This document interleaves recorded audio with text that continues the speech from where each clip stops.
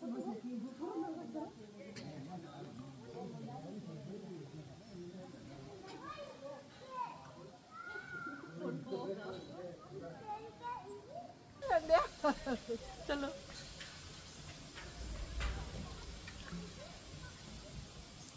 यो चाहिँ अहिले हाम्रो नयाँ चितवन जिल्लाको चाहिँ नेसनल पार्क भित्र चाहिँ यस्तो खालको चाहिँ ट्री वाक भन्ने चाहिँ बनिरहेको छ हैन साथीहरु। यो चाहिँ हाम्रो नेपाल बन्दै छ भन्ने एउटा उदाहरण हो। मान्छेहरु चाहिँ धेरै मान्छेहरु चाहिँ हिँडिरहेका छन्। यो चाहिँ 200 मिटर सम्म अग्लो छ भन्ने कुरा हो।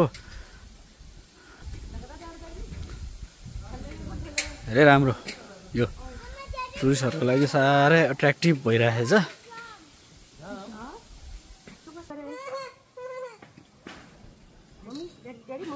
गइराई हेर्नुस् गइराई त्यो टाढाबाट चाहिँ हामी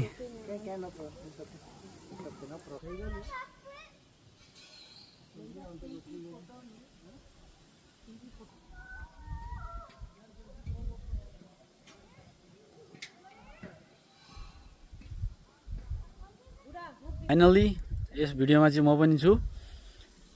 यो हाम्रो चितवन जंगल लजको हो नि, फेरि झुकिनु होला नि, फेरि विदेशमा जस्तै छ आजकल। यस्तो हेर्नुस् विदेशमा जस्तै छ आजकल। यहाँ मान्छेहरु टुरिस्टहरु धेरै हुनुहुन्छ, घुम्न आउने हुन्छ।